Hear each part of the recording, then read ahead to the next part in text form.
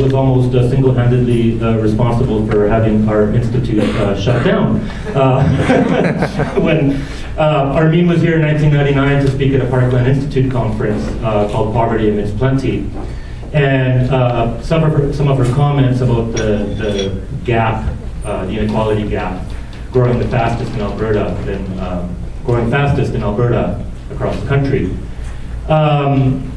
The Premier, Ralph Klein, didn't react to so well, and that very night he drafted off a 4-page missive to the president of the university, essentially demanding that the U of A shut down the Parkland Institute because we were saying bad things about Albertans.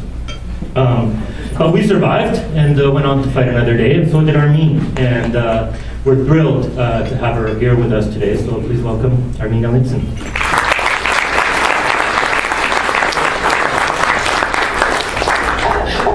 I've ever corrected an introduction to an introduction, or the introduction. But I'm going to correct you in this way, Richard. In fact, I did not single-handedly shut down Parkland. Premier Ralph Klein did. And this is actually, or wanted to, and this is actually presaging the moment that we are currently in, where one person will decide public policy and voice across the country, not just in Alberta. So in fact, that is a little glimpse of the moment we're in. And my opening line to you all this morning was going to be, welcome to the revolution, because this is how shift does happen. We are in the middle of a revolution. Actually, we're in the middle of a triple revolution. And I just want to warn you, actually, Bill, that the next time you talk about make shift happen, you need to put a little space between make and shift, because it's not makeshift. What's going on is not at all makeshift, it's quite planned. The revolution that we are in is threefold. The first one is an industrial revolution. People think that the industrial revolution finished 100 years ago. We are in the middle of it. Basically, the search for cheap labor is bringing industrial capacity to cheaper and cheaper emerging nations all over the world. And until that process is finished, until they have finished finding the cheapest labor, the industrial revolution isn't over. So we're in the middle of the Industrial Revolution, and it has huge implications for Canada's north, because suddenly the north is the new west in Canada, and it has huge implications as to who benefits from the Industrial Revolution and who pays the price. I'm speaking particularly of the First Nations, for whom economic development, at least in common capitalist terms, has been out of their grasp until recently, and apparently is going to remain out of their grasp in this country. So that's the first revolution. The second revolution is a revolution in communications. Never before have we been able to speak to one another directly, person to person, in real time, at any place across the globe, as we have today. Marshall McLuhan had no clue what he meant when he said, we are a global village. In fact, we are a global family, and we can reach out to anybody, anywhere. And the reason I say this is because of the third revolution that came home to all of us with glaring obviousness last spring. This time last year, we were looking at the Arab Spring, Tahrir Square. Shortly before that, there was the Occupy movement in Madison, in Wisconsin. That was the first occupation in North America. And then not long after that, we had the Occupy movement. You see, this is a moment of democratic revolution, where people are not accepting the status quo, that things must remain the way they always have, because the status quo is actually not delivering in its own terms. And that's true whether you're living in a dictatorship or in this so-called democratic capitalism, which is neither democratic nor delivers the goods the way capitalism is supposed to deliver the goods. So we are in this middle of a profound shift. We're now in our fourth year of a so-called recovery of a global economic crisis that can only be compared in scale and scope to what happened in the 1930s. But in fact, it looks more like the Great Depression of the 1870s. We called it the Great Depression in the 1930s because it was so profound. But this looks more like the long lag that was global in nature and equally profound, another bursting of a bubble, which was also financial in scope in the 1870s, that reached across the world and dragged economies through 10 long years of slow growth or negative growth. And in fact, it led to everything that we are seeing today in terms of the rise of corporate consolidation, the need thereafter for antitrust acts and demanding that there be more competition. I'll get to that in a minute, but I'm just saying that we are in this profound crisis of capitalism that is not restricted to one jurisdiction. It isn't the crisis of the American model and American empire. It isn't the crisis of the Eurozone. It isn't the crisis of the oil sands. It is the crisis of capitalism being able to deliver in a way that keeps everybody on board. And what Occupy did was raise the first flag that actually it isn't working for the 99%, and raising questions about what is the meaning of GDP growth, economic growth? What is the meaning of growth if it does not deliver widespread prosperity? What is the meaning of governments that will not stand on the side of the 99% and ensure that that's what economic growth delivers? So when I use the term the Great Transformation, it was first coined by a fellow named Karl Polanyi in his remarkable book that talked about how all of these transformations occurred in capitalism and society. And this time, at this time, I just want to lift one line from the book, one line of a very big book, and his line is, laissez-faire was planned. We are planning the moment that we are in, even though everybody's talking about free market exchanges. We are planning the rules so that capitalism, so that corporations can rule the world. So at the moment, we are standing in ground zero of this process, Alberta. And it is not ground zero of this process because you have an historic fight between the Wild Rose Party and the Conservatives. It is, whereas that might be historic, but in fact, if Danielle Smith gets in, you are just going to see a repeat of the plans that have been taking place in Ottawa. She offers nothing new or dramatically different than what the Harper team offers, which is about deconstructing the state, demobilizing voice, undercutting people's power, and reinforcing corporate power. We'll get to that in a minute. But what is new is that at the moment, you've got $140 billion in contracts signed or underway in this province. Half of those contracts will be fulfilled. The work will be done by unionized labor. So you see, if you can get rid of unionized labor, there is suddenly a windfall in profits because those contracts are signed or underway. That means the money's on the line. So if you can actually get rid of the unionized labor part of it, you're at the races. So what was the biggest change that occurred in the last year? That the Koch brothers, who are the ones that are behind the super PACs in the United States, who are behind some of the most remarkable show that money can buy politics in the United States. They registered as lobbyists in Alberta, and a little organization that probably most of you know called Labor Watch is suddenly flush with cash.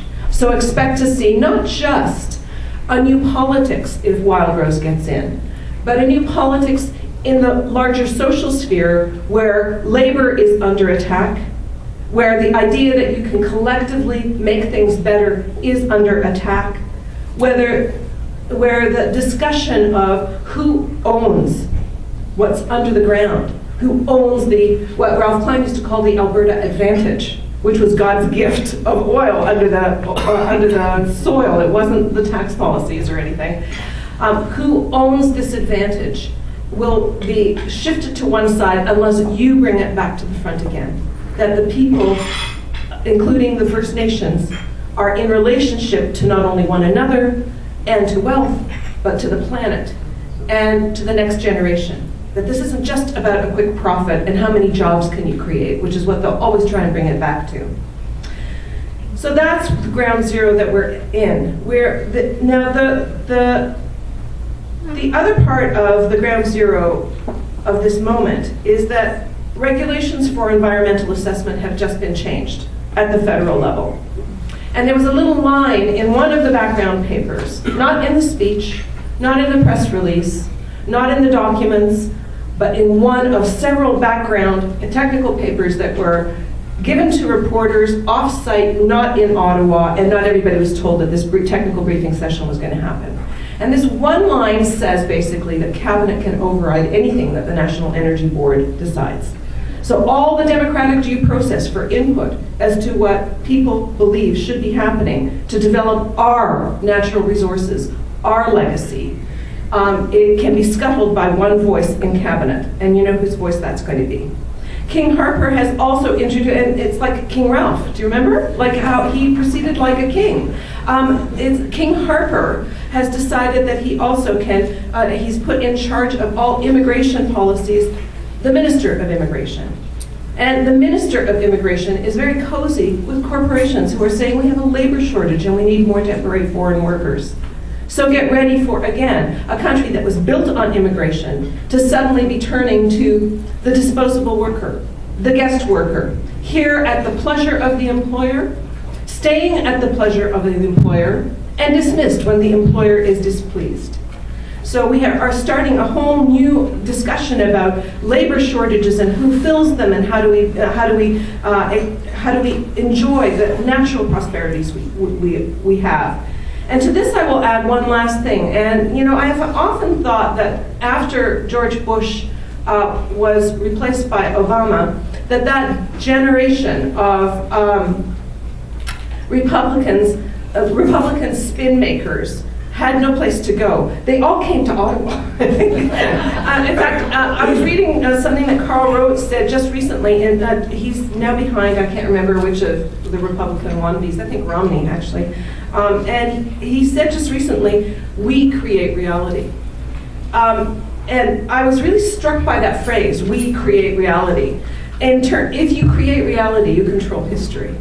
So whose reality is being created and how? Well, if you shut down the voices of advocates, number one. If you reduce access to information that exists, number two. If you actually stop producing information, for example, in the Statistics Canada case of banning the long-form census, number three. Suddenly there is less voice, less evidence to marshal a counter-reality to what's going on. And they might have thought that they got away with it until Occupy. Certainly they're getting much more vigorous about shutting down information, about talking when they feel like talking and telling us what they think we need to know, just like corporations do. They'll tell us what they think we need to know, and where's the counter-evidence, the counterfactuals. But Occupy ended this idea that there are no alternatives. Occupy raised the question that can you continue this indefinitely? And the answer is clearly no. Can you continue indefinitely, leaving 99% out of the fruits of growth? Can you continue indefinitely, raping the planet to be able to make a quick buck? Can you continue indefinitely, leaving the global south out of the picture? Can you continue indefinitely, seizing the levers of power and doing so very obviously that the corporations and the big bosses are in charge? What Occupy showed is that the status quo will simply lead to more instability. And now the Occupy movement is joined by the International Monetary Fund that says more inequality leads to shorter spells of economic growth, greater volatility. Greater equality leads to longer spells of economic growth and consequently prosperity. They're joined by the World Bank, they're joined by the OECD, they're joined by the Bank of Canada. In fact, all the standard institutions that would normally be saying free market rules are now saying we have a problem, Houston, and we really must start addressing inequality in a substantive way, not in a rhetorical way. But perhaps the most damaging legacy of this approach to power is the reduction of trust.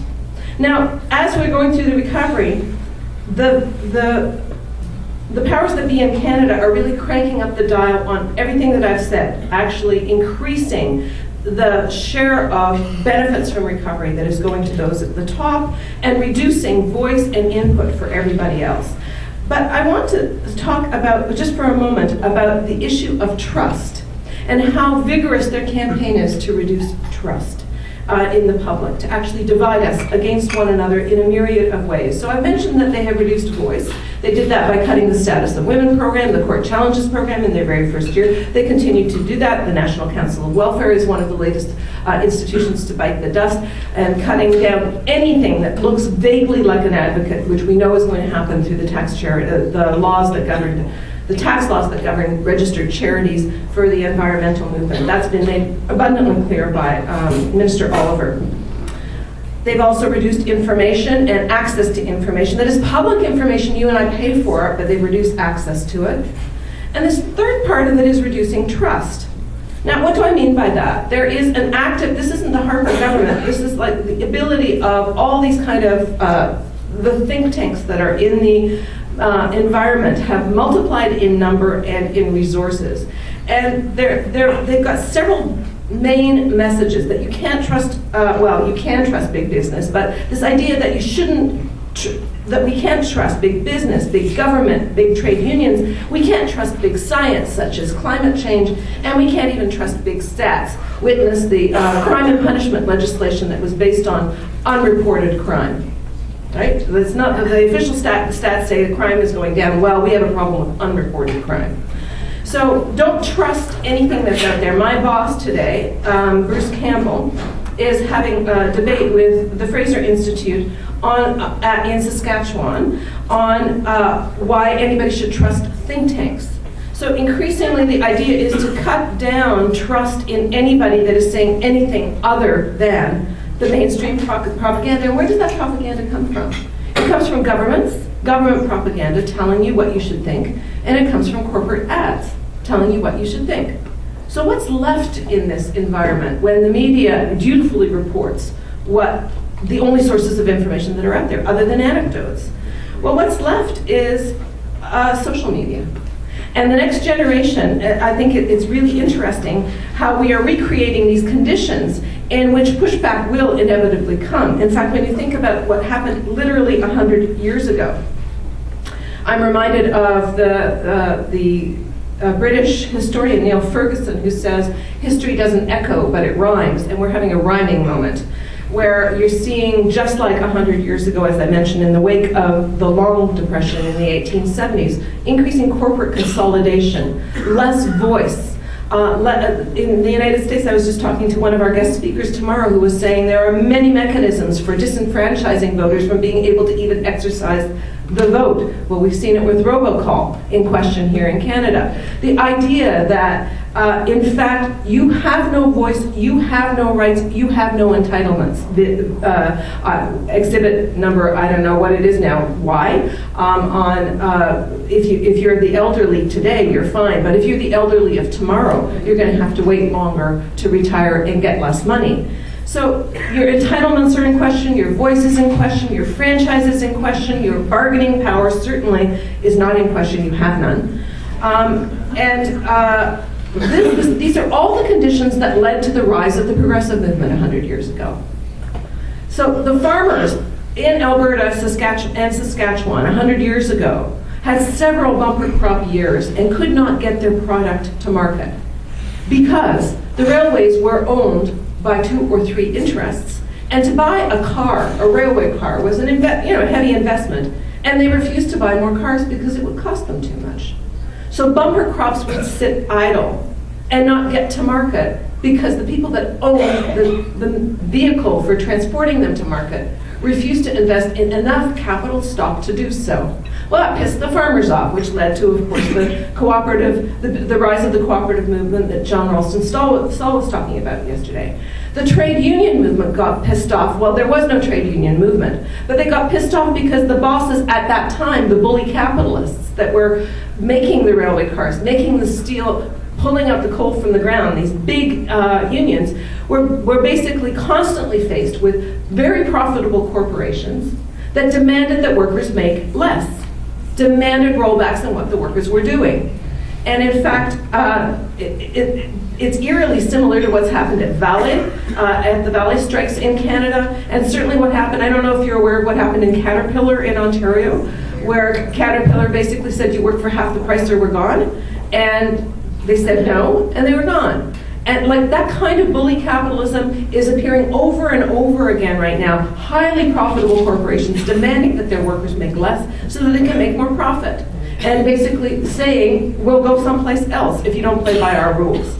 This is new, and this is what created all sorts of violent strikes in the 1880s and 90s, led to people like Mother Jones surfacing, right? Mother Jones came out of this climate, a lovely Catholic woman whose coal miner with 12 kids or something, whose coal mining husband died in the mines, and she believed that nobody should have to work in those conditions, and certainly children should not have to work in those conditions. The beginning of radicalism comes out of these circumstances. And it takes decades for it to multiply. So we have the Regina Manifesto that comes out in July of 1933. A manifesto which in 5,000 words exposes and opposes what's happening in capitalism and proposes a very cogent list of what can be done to fix it. And it comes out of two things. It comes out of ideas, for sure, but it also comes out of two pre-existing conditions. The first is a series of movements, not just one. The feminist movement, suffragettes wanting the vote. The trade union movement, the farmers movement, the farmers unions and cooperatives that I was talking about. We were having, as we are today, a massive wave of immigration. The immigrant settlement services in all the big cities were organizing to push for better ways of integrating this flood of immigrants coming into the country. And there was the peace movement, because don't forget, by then we had gone through the worst world war ever, and nobody wanted to ever see that kind of war again. So there were these movements that were on the ground that came together to say the thing that destabilizes us all is an unstable capitalism, and that we need to reduce volatility. Did you know that the first demand of the Regina Manifesto is a Bank of Canada? Like to actually have a bank, a central bank was the very first demand. You have to reduce volatility in prices, volatility of the markets, if you're going to build a society. Otherwise, the tail wags the dog every time. So we had that precondition, and we had a second precondition, which was I won't say evangelical, but a spiritual background. Most people in Canada at that time going to church was a regular part of your life. It was part of your fabric. And in fact, there had been a large rise in the wake of the First World War and in the Depression of the churches serving people's needs. And as I mentioned, there were a lot of immigrants. So the church was a built-in factor and a common kind of backbone of people's views. So the idea of the social gospel was very easy to take hold of. The idea that we could do better for ourselves and that we had to have a preferential option for the poor, that our goal was to actually lift the bottom, not to raise the top. These ideas were commonplace. So you flash forward 100 years, and we have plenty of ideas in the progressive movement, but we don't have movement. We don't have a women's movement. We don't have an environmental movement to speak of. We have lots of environmental ideas, but not like the way Greenpeace was. We don't have the Mob for Glob movement, which we had, the globalization movement, which was stopped in its tracks with 9/11. That was really where the next generation was going, was with not an anti-globalization, but a fair globalization message. We don't have a women's movement, we don't have a green movement. All of the movements that would normally propel a progressive message are absent. All the ideas are there. But where there is movement is with the conservative movement, a right-wing movement. And how it works is a dramatically personal appeal. The Manning Center just had its latest family meeting not long ago. And it is about family. You belong to us. And it is all about you and what you want and what you need and how you could be a better person if only these things would get out of your way, and how your enterprise should be rewarded. When you work hard, you should be rewarded. And governments really don't know how to get it right. So how do we minimize government to get things right for you and for society? All of these messages that are targeted for you and for you and for you very particularly. Boutique tax cuts for people that take lunch boxes to work, for mothers that sign their kids up for art classes, or for parents that sign their children up for fitness classes. These things that cost, $13, $15 million, they're nothing, and the people that get most of the value of that are quite affluent to begin with.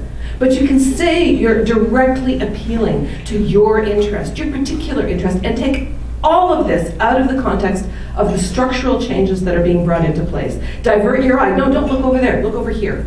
Right? So it's a way of connecting with you on a very personal level and distracting you. And also speaking to you at an emotional level, not an informational level, at an emotional level, at a level of beliefs. I can't count the number of times Mr. Manning will talk about things like healthcare and use the word "I believe." It has nothing to do with the evidence. It's not evidence-based decision-making. It's decision-based evidence-making, and it is appealing to your heart, not to your head. So we are moving into a period where an anti-government, the first anti-government government of Canada, don't forget, Mr. Harper is anti-government. He always has been. He has made no bones about this. He is now in charge of the government. So the first anti-government government is bringing us an information society. Well done. And we are going through this process of de-enlightenment rather than enlightenment. Even though we know that evidence-based decision-making helps us, we're going to this period of great emotion and belief about the future rather than basing it on the facts, because the facts are getting occluded, but also because a period of slow growth such as we're in makes life a lot more hot politically. We are in a highly friction-oriented society at the moment. For us to be able to even begin to talk about growing inequality and addressing it in a substantive way means taking something away from somebody. You can't grow your way out of this sucker. So a slow growth environment really makes clear the trade-offs that are in front of us, and somebody's going to have to pay. Except the people that are paying over and over again are those that have the least. So we need to be seizing this. And Occupy is one of our ways into this making shift happen. Now, Occupy is a strange way to do this because it's not a set of programs. You in this room, you're going to be discussing in the next couple of days all these different ways of getting the things that you want. Occupy does not ask for a set of programs. Occupy has been fueled by social media, not mainstream media. Mainstream media came to it late, very late. You were describing to me, I'm sorry, this is our colleague from Wisconsin, who was describing how long it took for the mainstream media to even understand what was happening in Wisconsin after Governor Walker passed those legislations stripping labor rights, which are human rights, stripping labor rights and causing an occupation to go from 150 people to 100,000 people in a matter of days through social media. That was the first Occupy movement in this continent. But the mainstream media didn't catch it until already 100,000 people were there. Same thing with Occupy. It's not happening, it's not happening, it's not happening. It happened in thousands of cities around the world, and suddenly the media was all over it. This is the next new thing. And just as quickly wanted to shut it down, was predicting its death long before people were evicted from the parks around the world, because it had no program. It had no clear set of asks. What it did have, however, which they don't understand, is peer-to-peer trust. Now, I said we were in the age of de-enlightenment. If you go back to the age of enlightenment, it starts with Martin Luther posting something on the door saying, "There is no intermediary between me and my God." And this is the secular version of it. There is no intermediary between me and truth. We are peer-to-peer all over the world, and we will lead each other out of the darkness. That's what Occupy is about. In bite-sized pieces of information, not in reports, in digestible headlines, like ads, like the ads that the Conservatives are using, in slogans, keeping on accumulating a message of a way out, but we cannot predict what way out there is. What I would suggest to you, though, is that we are now in the most profoundly ahistorical moment that we have ever been in human history, where tribes and history matter less than the eternal now. That's essentially what social media offers us, the eternal now, and a new type of democracy. Last night, John Ralston Saul said elections are like the punctuation on the sentence that we've been leading in the last 3 or 4 years between elections. And that's true. What's the sentence we're writing? Well, we're constantly in the process of writing that sentence. And we're seeing that with Tahrir Square, with Occupy in Wisconsin, which are also punctuations, but what our conversation is between these moments is just as important as the mobilization for these moments. We're seeing it, we saw it in the run-up to the last federal election with vote mobs. We're seeing with the student protests in Quebec currently. What we're seeing in real time is the real-time building of consensus and it fading away, like waves on an ocean. We are thinking about the great transformation as it is befalling us. And we are riding the energy of the moment, whatever it is and wherever it is. It might be a response to tuition. It might be about proroguing the government again. It might be about the pipeline. These energies are floating, and there is always a constant narrative about who benefits. Who benefits from these changes? Is the 99% being left behind? Are we developing a world where we can all benefit? Because surely the abundant life is in our midst. We have never had more wealth than we have at this moment. So it is not for lack of resources that we don't have a wonderful life for everyone. And by abundant life, I don't mean abundant stuff. I mean the stuff of life. I mean freedom from fear, freedom to become who you can be, to live up to your potential. That is the stuff of life.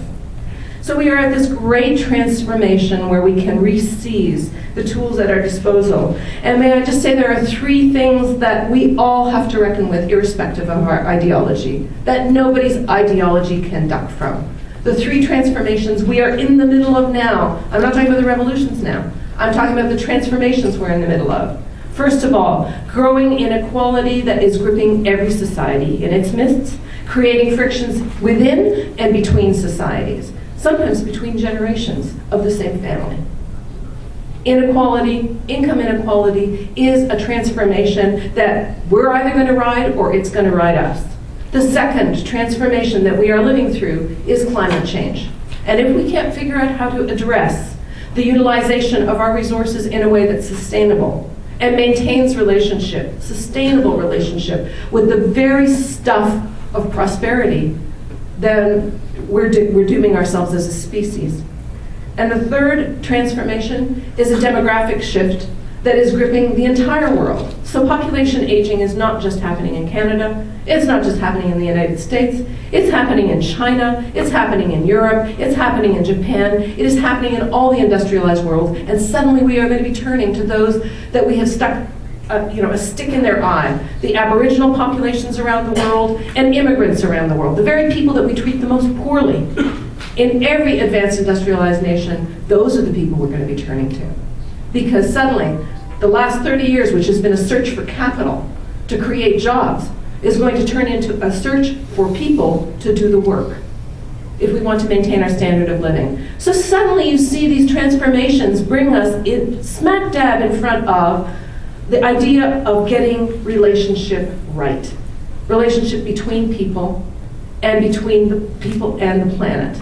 And I dare say between people, the planet, and the creator of all of this. Get it right. Understand that you are not in control, but that we can control and absorb some of the energy that we are riding that shapes us, and that's what makes it the eternal now, a conversation that's far more fluid than it has ever been, that is not just agenda-driven and hierarchy-driven, but people-driven, not planned, but embraced in relationship to each other and to the planet, and that is how shift happens. Thank you.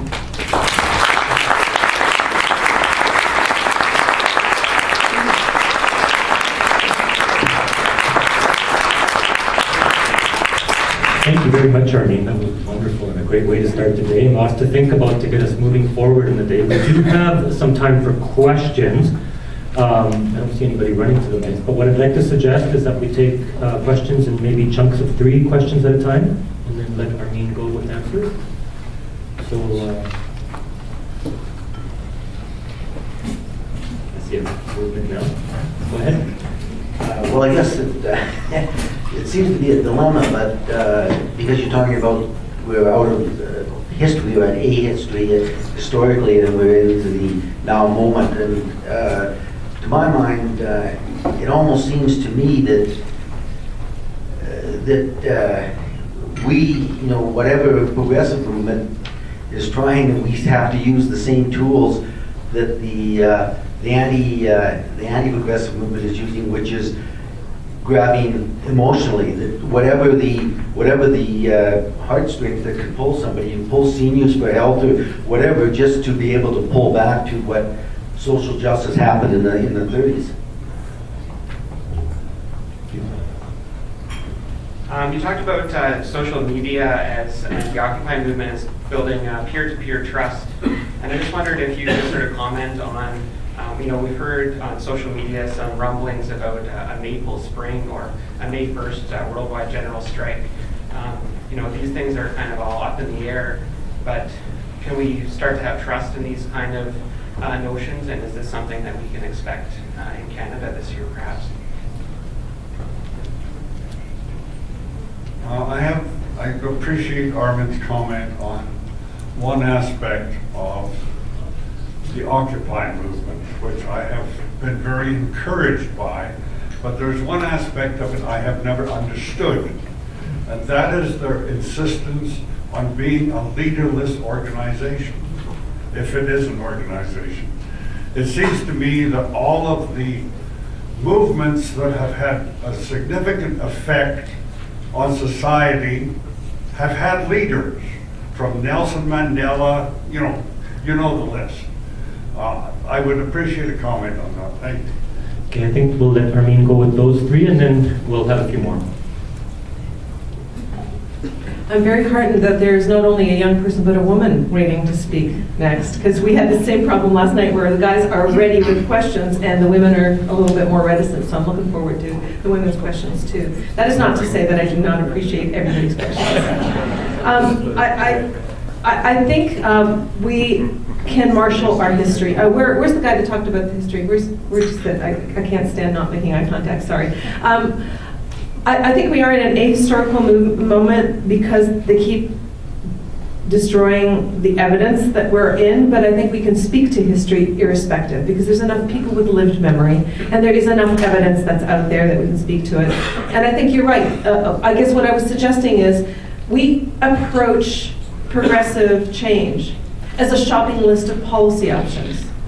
When you come through this crisis of global capitalism, the response cannot be, unless you've got thousands of people behind you in movement, cannot be a shopping list of policy responses. Trust me, I know this. I work with the alternative federal budget every year. That's all it is. It's a long shopping list of what needs to be done. We're right. It doesn't matter. It's not about the rationality. If you can't organize enough people to demand these things at an emotional and personal level, you can have all the shopping lists in the world. They can be as right as you want. But you have to be speaking to why that person who is conservative is also a person that believes in social justice and fairness and pragmatism. We're bicameral. We can hold many things in our head at the same time. But we're not appealing to people on a one-on-one basis. You think about the success of the Manning Center and the success of the conservative movement. It's talking to one person at a time. We have to learn how to do that better. It is evangelical at some level, but it's actually, they do it from an evangelical model. That's their template. We should be doing it from a mobilizing model. I'm speaking to you right now in real time because you're the most important thing to me, right? And it's that authenticity of this moment matters that we should be coming from, and whatever the topic is. So that leads me to, I'm going to get to the Maple Spring thing last. Where's the fellow that talked about leaderless? So it is leaderless because this is the response to having voice tamped down for so long. That there is not one voice, there's a multiplicity of voices out there, each with their own narrative. You cannot harness that. It looks anarchic, but it's not anarchy. It's the response to not being able to have your voice heard in this enormous loudspeaker, constantly drowning out everybody else's voice of capitalism rules, economic growth will solve the day, and get behind this program. So the leaders will emerge as the issues emerged. So again, I'm looking at you, but I actually think the Madison story is remarkable. I don't know that you can name the leader of that movement, but there is a response to Governor Walker that is going to change the politics of that state. In response to the environmental movement, can you name the leader right now? I mean, people talk about David Suzuki. He's not leading the environmental response. I can't name the leaders, but I can name a momentum that is coming. And to me, Occupy is just it's a broader manifestation of the same thing where there's pushback, and it's coming from many, many different places. There may be a natural leader, there may not. I don't know, but I don't know if that's as important as getting hundreds of thousands, millions of people demanding something more, and perhaps more profoundly, expecting more. Expecting that this is not the end of progress, that more is to be had, that is meaningful in life. And it isn't just dollars and cents. Okay, so that goes to the Maple Spring. Do I think it's going to happen? Where are you? I don't know if Maple Spring is going to happen. And you know, social media is an odd place because it's this amalgam of fact and fiction. You can be who you want to be. You can say what you want. It doesn't need to be true. So it's this bizarre parallel universe that isn't the same as I see you and I know exactly what you look like, and I can tell from little cues if you're lying to me or you're bullshitting me. So I don't know if this is going to happen, but nobody knew that Occupy was going to happen either. So, you know, I guess my point about saying we are in the eternal now for democracy right now is that the social media itself determines when consensus is building and when it is falling apart. It's not an algorithm, it's not a metric you can apply to it, but you can feel when something's building or not. Take the Coney episode, right? Like something was happening there. So I don't know. Stay tuned. This is democracy in action. Next questions? Yeah.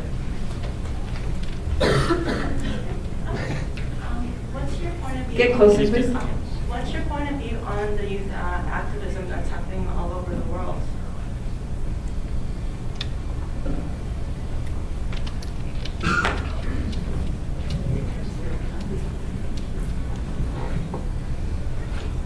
Thank you so much. Some of us who are a little challenged mobility-wise have a difficulty getting to a mic and standing, so thank you very much, sir. My quick question. I really think we have to appeal to our inner conscience. And I'd like to suggest that maybe greed is at the bottom of all of this. And I really don't care whether it's the capital corporations, or you're not going to like what I say, whether it's the unions and all of us ourselves. In 1933, they were riding the rails. I remember they were coming to the door for food, for some kind of sustenance, and back on the rails again. That's not happening today. Oil, we have the money, and maybe that's the difference. So how do you appeal to that inner conscience? I don't like to say religion, but I will say our spiritual conscience of doing what is right, not for power, but what is right. How do we address that? I'd like to come back to partly what was in the previous questions, and that is you were talking about the wave. There's no leader. So what we're relying on then is mass appeal to the same people who brought us the kinds of decisions we are living under. I'm not sure what's going to happen in Wisconsin, but if there is no leader that has emerged, well, who's going to be running for governor? We can protest and make all kinds of appeals, but unless there's some person and some ideas to gel around, we're appealing to Stephen Harper to be a better Stephen Harper. We're appealing to Danielle Steele, or Danielle Smith.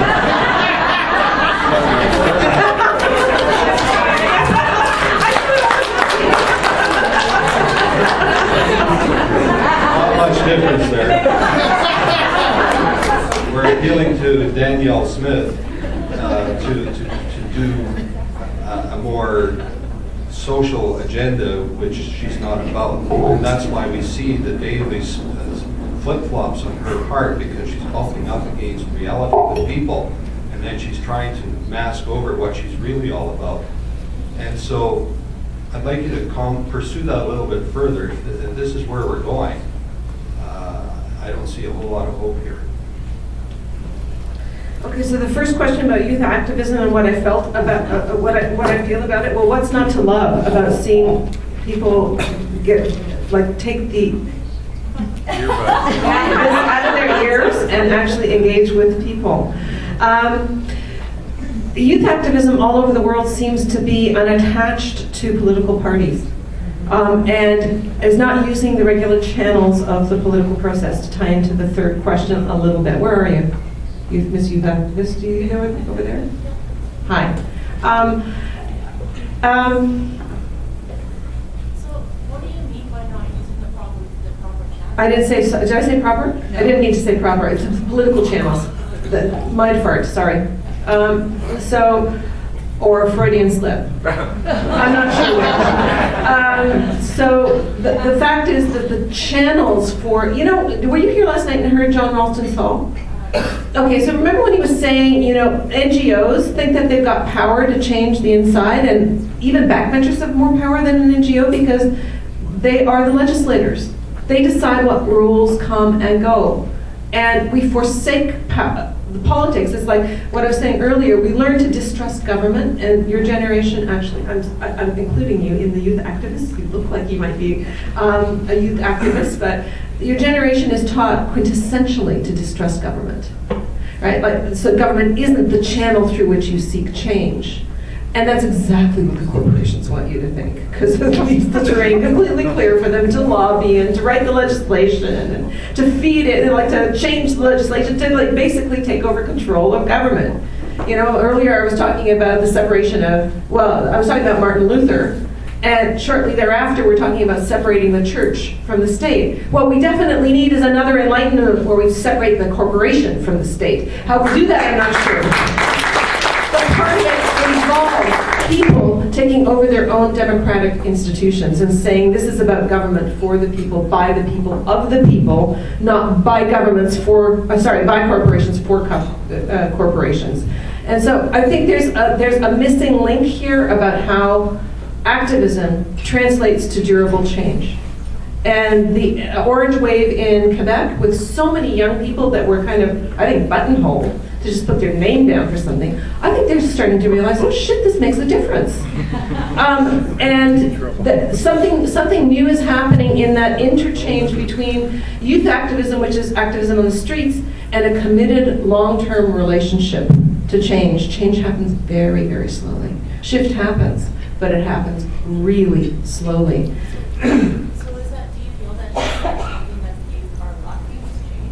No, I think the youth are lacking trust that you can have structural change, that you can only protest. But this is common for young people. At least we've had two waves of this in the 1960s and again now, where people have basically said, the system sucks, I hate the system. And it's protests about the system. It's not about an agenda for forward change, it's about resisting what's happening. And if you actually want to change the world, you have to expose, you have to oppose, but you also have to propose. You have to propose change. Like, this is the world we want. And thus far, youth activism has only said what we don't want. We don't want this leader. We don't want tuition increases. We don't want our tailpump, fracking. We don't want these things. What do you want? That's the next phase of youth activism. Okay, so the next question is about, I can't see. Appealing to our inner conscience, and greed being at the bottom of this, and how to appeal and address to the higher values in life. I did mention that one of the reasons why progressives don't have movement is because of two things. Not because of ideas, but because we lack movements where there's lots of people involved in pushing for the same type of change in different arenas, but also because we don't have that backdrop of spiritual value. I'm not saying anything new. A lot of people comment that the progressive movement, because it is more embracing of diversity, will not rely on religious responses. Like, that's yesterday. And it's also exclusive. So it kind of hampers a progressive vision when you cannot rely on those deeper fundamental things. It does not hamper conservatives at all. because this is about white people and rich people and primarily Christians. So you can tap into that evangelical value over it. You can just keep pressing that button over and over and over again. This is all about exclusion and the right way to do it.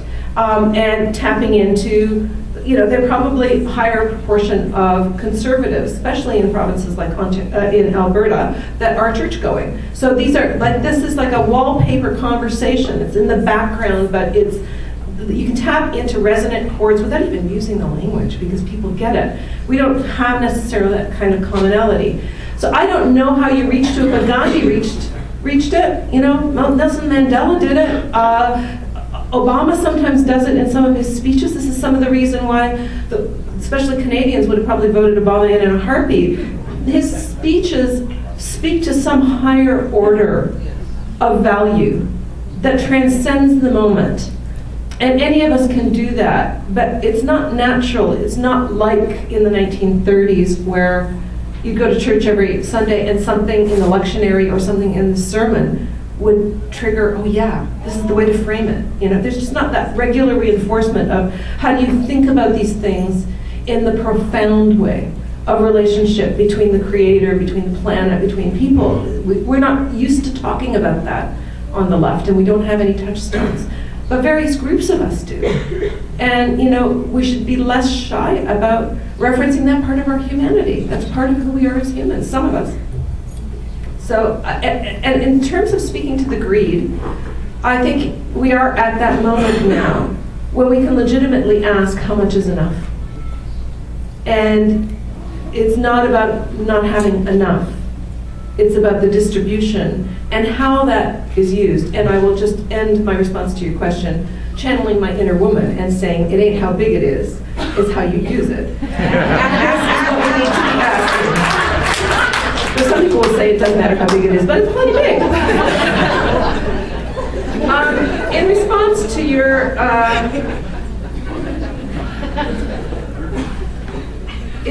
mass appeal to the kind of people who brought us to this mess, where are you, sir? Okay, so I'm talking Mr. Manning's language, Mr. Harper's language. I'm talking about Karl Rove's language. I'm talking about not speaking to the politicians. I'm talking about people to people, talking to the people, moving the politics rather than moving the politicians. Moving the politics to someplace that is natural, it seems as natural as the rain, where people like that cannot have truck nor trade. Now, I use this example when I talk, because I get asked this question a fair bit. In Ontario, the Conservatives have tripped over their tongues several times, making saying stupid things that don't resonate with the public. The public is not where they're at when it comes to homophobia. The public is not where they're at when it comes to excluding women or treating them like they all should be living in the 1950s. I mean, the discourse that is in the United States is kind of like crazy making about what's going on. I really hope we're not importing this, because I think Santorum was running for president of the 1950s. So it's not clear to me that, we're moving ahead. But Danielle Steele gets to write her fiction because she does not say anything of substance. She talks certain sound bites. I mean, did you know that in this, I think it's actually very fitting we're in this hotel. And have any of you been in the dining room? Show of hands of who's been in the dining room. Okay, did you notice the Let Them Eat Cake mural? So this is the moment we are in, is basically the royalty of those who are in power. You can't speak to royalty. You can speak to the population that's on the street. I'm not suggesting you have heads roll, but actually clarifying that there is no cake. There is no cake to be had unless we build the cake together. We take the raw materials that are out there and we bake a cake together. Forget about the pie getting bigger. We need to bake our cake. And frankly, Miss Smith does not respond to substantive issues. She always retreats into homilies, which is what a priest would do, right? When confronted with really profound issues, it's very religious, it's belief-driven, and it's not substantive. But when you talk about the substantive issues, you get a sense of where they're coming from, and where they're coming from does not jive with people. It does not, how do we treat immigrants? Not working. I mean, who was the dude here that basically said, I'm going to win because I'm white? Yeah, that didn't fly.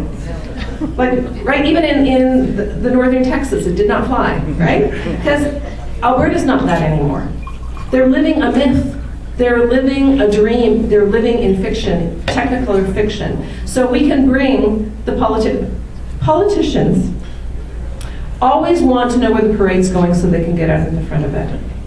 So they don't ever lead the parade. They just kind of assess where the parade's going and get out at the front. So we just need to direct the parade a little bit better. Any other questions? We've got 5 minutes left, so if the three of you promise to speak very, very quickly in your questions, then we can get through them. No, I don't promise to do that.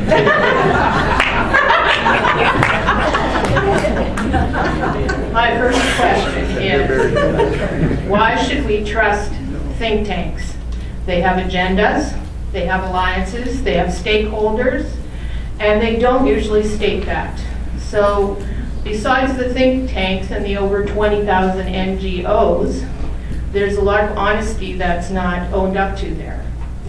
My second question is, if we have a movement with no leader and no template, it's exactly the opposite of what you just described as very successful for the right. Can our agenda not be rational thought, rule of law, and not abusing history? And if we think a leaderless movement can always turn out like Occupy, it can also turn out like the Vancouver riots.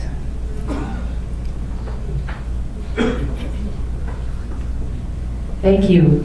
I have a worry that may be even bigger worry than the Wild Rose forming the majority, if there is a bigger worry than that. And that's that people on the center left abandon the parties on the center left to vote PC to stop the Wild Rose. And what we would end up with is wall-to-wall conservatives in the legislature. So many of you have heard we have a citizens initiative, changealberta.ca, and we've had 30,000 people come and look around, unique visitors come and look around the website, and 500,000 people come and hit on the website. I'm not sure how much influence we're going to have. The context is complex right now, but I do see that there are people who want to do the right thing, and I think if people have a winnable Liberal NDP Alberta Party member, we have indicated who has the edge from our research based on our criteria, then I think rather than splitting the vote between strong candidates on the center left and progressive conservatives and helping the Wild Rose go up the middle, people need to think about where they live. And my question is your comment, you alluded to it in terms of John Ralston Saul's notion that movements are operating as a parallel outside the electoral system. But I see from what you said this morning that movements actually play a critical role, and it's actually a gap that we're dealing with right now, or a weakness, and that we can't think that the backbench MLA is going to shape public policy. Thank you. I just speak out of fear for a second. I have my suitcase packed. I was going to go to Holland. No place there. I had a right-wing movement. So I'm going to unknown destination. I will return as a terrorist and help Canada to get democracy back. Those are my reflections. Yesterday I was sitting in the CBC public debate, and I was sitting amongst homeschooling parents and their children, their offsprings. I had to occupy by force almost one chair where a kid was sitting while the parents were shouting, Danielle, whatever. My question is, you helped me this morning. I'm really mad like hell, but you helped me. You said two things that I will go back to the campaign trail with. One was, this is just a secular form of reformation movement. Excellent, you put it in a historical perspective. And the second one was, Harper is anti-government. That helps me because we have to know who is our enemy. Have you used or thought about the F word called fascism? And could you maybe explain a little bit whom we are fighting? Thank you.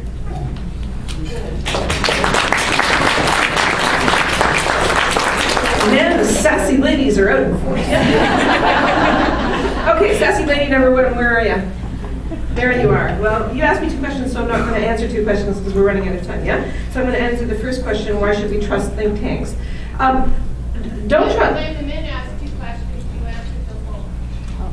Huh? When the men ask two questions, you answer them both, and they have longer legs, so they get up. I was told we had 3 short questions in 5 minutes. I don't know. You tell me. You want me to answer both of your questions? Which one of these other questions do you want me to not answer, Miss Sassy?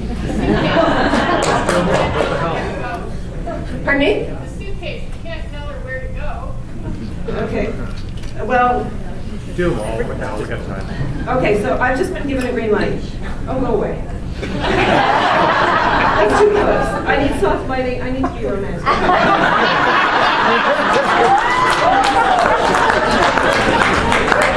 No, seriously. Hand back. There.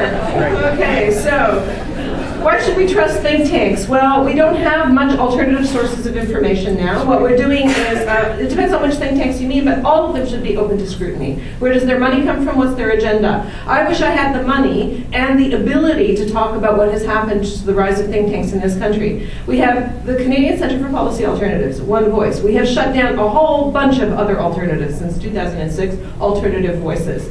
So what we are left with is the Conference Board, which is considered moderate. Conference Board of Canada, which is a corporate think tank. It's actually quite good under the current leadership. The current leadership, Ann Golden, is leaving in June. She's retiring. We have the Caledon Centre, which uniquely focuses on income support programs for the vulnerable. So it's not a broad-based thing. And then there's us. There's really not a whole bunch of other options. But on the other side of the ledger, on the right-hand side of the ledger, the number of think tanks and the resources that they have exploded in the last few years. And so you are right to question why should we trust think tanks. But let me say, this is the George Lakoff, don't think of the elephant question, right? This is the underlying question to your question is, why should we trust anyone? And that is the current moment, is don't necessarily trust unquestioningly, but don't always question everything. You know, make sure, like to the point where you don't trust anybody's information. We need evidence-based discussion. So you can marshal evidence to make, like I said, we are in an era of decision-based evidence making. Question the evidence when you have an idea that is probably coming from a government that wants to take your rights away, or coming from a corporation that just wants you to buy their stuff. They don't want you to make it, but they want you to buy it. And actually, if you're not a big enough market, screw you, because the market we're after is the emerging middle class all over the world. Canada's not very big. So, you know, the question you should have for everybody that gives you any piece of information is who benefits from this analysis. That's the only question you really need to keep in mind. Who paid for this and who benefits from it? Your second question. And I always also ask who loses. The second one is about Vancouver versus Occupy. Oh yeah, movements without leaders. There's no what a leaderless movement is. Well, so obviously we were separated at birth, because often when I give another speech about leaderless movements, I have pictures of the Vancouver riots as well as the Occupy movement, cheek by jowl. So clearly we need to go drinking sometime together. But leaderless movements happen. All sorts of leaderless movements happen. And I agree with you, it doesn't necessarily bode for the good. In fact, you could take a look at, but most movements are not totally leaderless. I think Occupy is really, see, Vancouver riots weren't a movement. It was a drunken frenzy. Occupy is a movement. And we haven't actually ever seen anything like it before. So when people are judging it on the basis of there is no precedent for this, it is very challenging to talk about whether it's good or bad, because we don't really know. We've never seen anything like it before. But where I will agree with you that there are parallels to the Vancouver riots and Occupy is this sense of people that are being cut out of the action. And you know, like in any relationship, arguments often happen, like fights often happen about things that aren't the real thing that you're fighting about. It's like displaced emotion. There's a whole lot of dispossessed people in the world. And the more the world gets commodified, and the more people are cut off of the ability to engage meaningfully in their life, the more this sense of unnameable, I don't fit in anywhere, starts to bubble up. And that means you're going to get movement of all sorts that organically bubble up. What I was trying to say in my speech is we don't know where the next movement is going to come from. It may not be with a leader, because social media now lets people come together and then dissolve like waves in a sea. And so there's an energy that's out there that is being captured that doesn't have a hierarchy of this is what we stand for and this is what we're fighting for and this is how we're going to change the world. It's just this coming together and breaking apart with a fluidity that we've never observed before. So I don't know whether it's going to go anywhere, but I think what it indicates is anarchy. You know, what drives the top of the hierarchy crazy is they don't know where it's going. They can't control it because they can't tell when it's going to bubble up next or where it's heading. It drives them crazy because they want certainty. They want to know who their enemy is so they can kill it, right? So this is like uncontrollable. It is democracy in this format is very close to anarchy, which is why your point is so apt. That when people are really rising up en masse together, you can get mob mentalities, as well as a movement for change. So I don't know that that answers your question at all. Okay.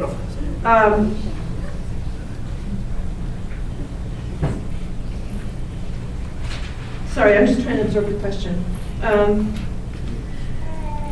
There's a bigger worry than Wild Rose with the strategic voting and who gets in and that sort of stuff. And my pack my bag lady, both of you, I'm just going to answer you this way. It doesn't matter who gets in, and it doesn't matter what you want or you don't want. Get in the face of your elected representative. Understand that democracy is about you have an elected representative. I said at the beginning that the Koch brothers took out registered lobby status. They are paying new institutions to push different messages so that they don't have to do it directly.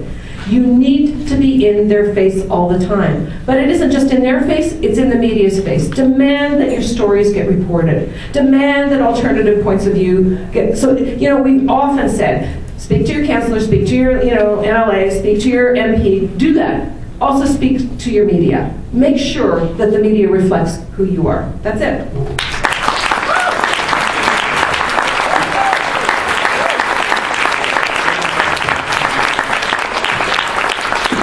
All right, that was fabulous. I do want to correct one small thing, is that there is one more think tank in Canada putting out alternative information.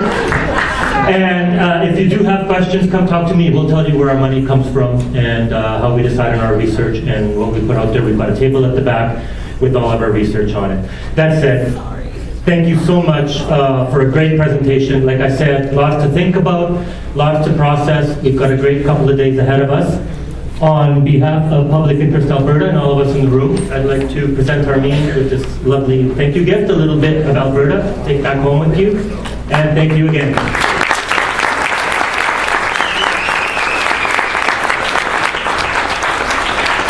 That was awesome. Thank you, Ricardo. Thanks for Armine. So we have about a 12-minute break. There's coffee and snacks and stuff here. The breakout rooms are in your kits as to where you're going. So please do be there by 10:30 so that we can start right on time and carry on that discussion. Again, the child care breakout session is going to be over here, post-secondary here. The other ones are either up or down the stairs. So grab your coffees and then we'll be back in here at noon for lunch.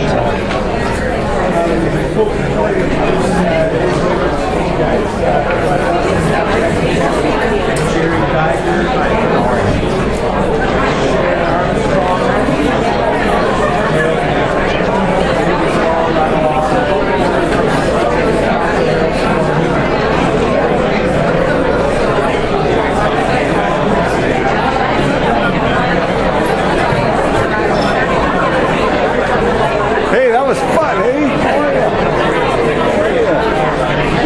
Oh, yeah.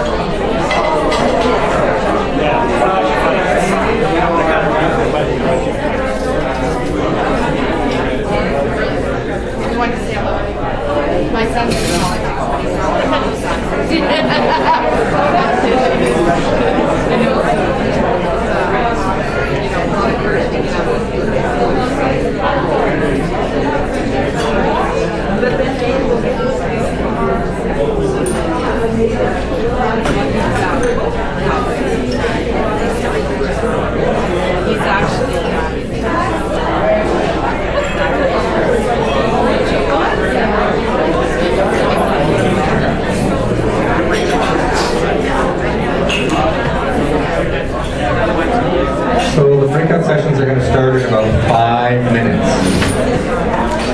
That's right, Caroline. Yes, sir. Herding cats here. So again, if you're going to the child care breakout session, it's over in that corner around the round table. Post-secondary education is going to be here. Sorry, I think I missed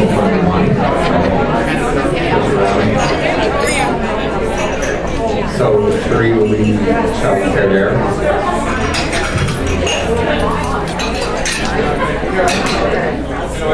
All our volunteer note takers, be sure to identify themselves as the facilitators. That would be great. Today or tomorrow.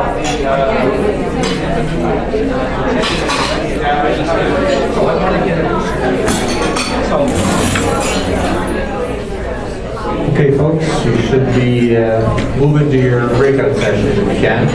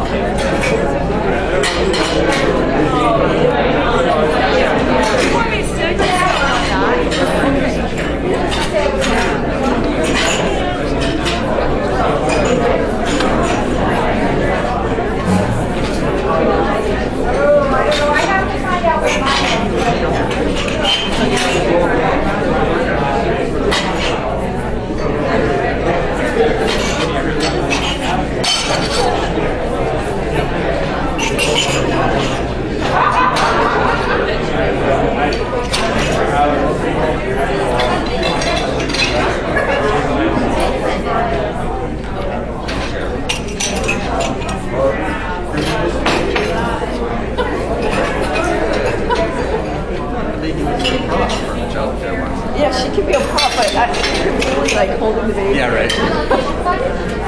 Multitask, you know that.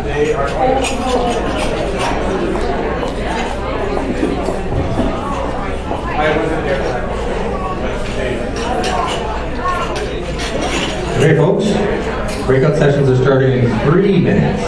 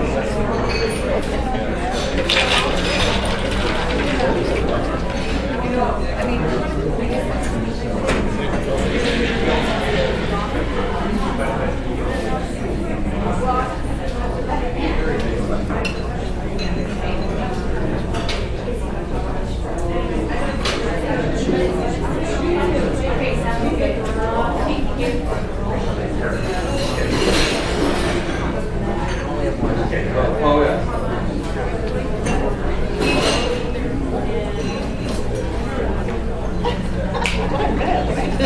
I know, the bag gives us power. Yeah. I don't know.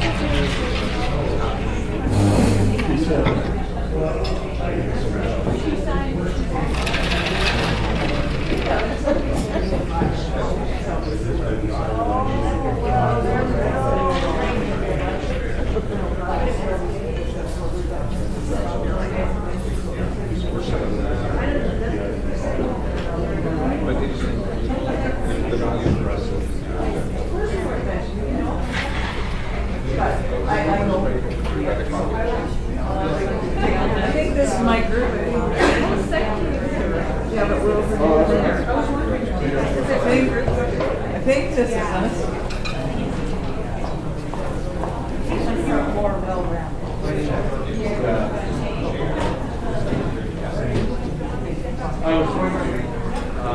But I don't have to.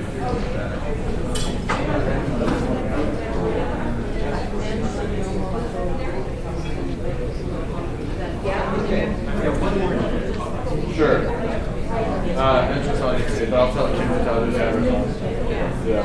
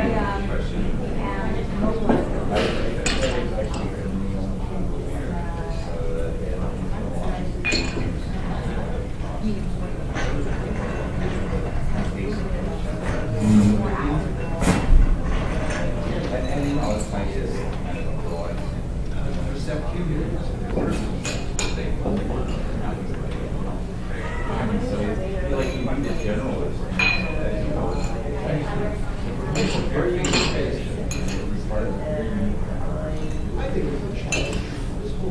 Well, I work part-time because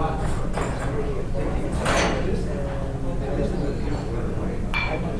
work